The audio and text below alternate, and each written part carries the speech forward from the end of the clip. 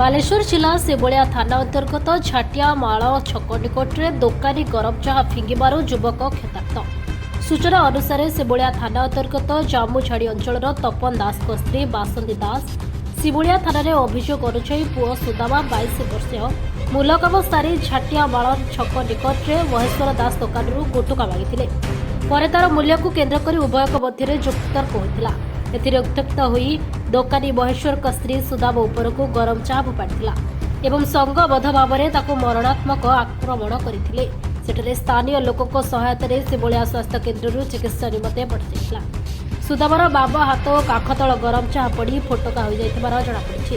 ଏ ସଂକ୍ରାନ୍ତରେ ଦୋକାନୀ ମହେଶ୍ୱର ଦାସଙ୍କୁ ପଚାରିବାରୁ ସୁଦାମା ମଦ ପିଇ ଅଶାଳୀନ ଭାଷାରେ ଗାଳିଗୁଲଜ କରିବାରୁ ଏଭଳି ଘଟଣା ଘଟିଥିବାର ପ୍ରକାଶ କରିଥିଲେ। ଦୁଇକ ପୃଥକ ପୃଥକ ଅଭିଯୋଗ ପାଇ ସେଭଳିଆ ପୁଲିସ ଘଟଣାର ତଦନ୍ତ କରୁଥିବାର ଜଣାପଡ଼ିଛି। ମୁଁ କାମରୁ ଆସି ସାରିଲା ପରେ ଯାଇଥିଲି 3ଟା ଗୁଟକା ଆଣିବା ପାଇଁ ମହିଷ କତିକି।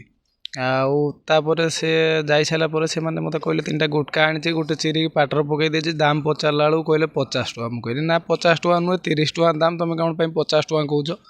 ନା 50 ଟଙ୍କା ଦାମ, ନେ ନହେଲେ ନାହିଁ। ମୁଁ କହିଲି ହଉ, ମୁଁ ତ ଗୋଟେ ଚିରିକି ଖାଇସାରିଣି, ନହେଲେ ତୁମେ ରୁହ, ମୁଁ ତୁମକୁ ସାଇଡ଼ ଦୋକାନରୁ ଆଣିକି ଦେଉଛି।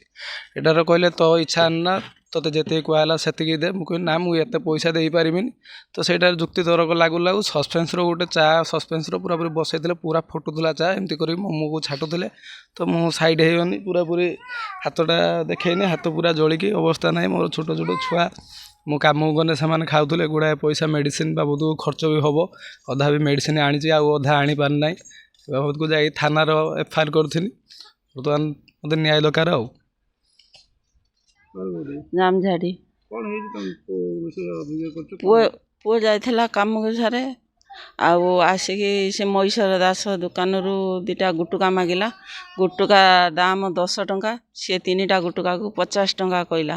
50 ଟଙ୍କା କହିବା ସତ୍ତ୍ୱେ ପୁଅ ଆଉ ସେ 2 ଜଣ ଯୁକ୍ତି ତର୍କ ନାଗତେ ଛାଟିଦେଲା ଗରମ ଚା ଛାଟିଦେଲା। ସିଏ ଗରିବ ଲୋକଟେ, ଆମର ସାହା ଭରସା ଏଠି କେହି ନାହାନ୍ତି। ଆମେ ଯାହା ପାଖରେ ଯାଇକି ପହଞ୍ଚୁଛୁ, ଆମ କଥା କେହି ଶୁଣୁନାହାନ୍ତି।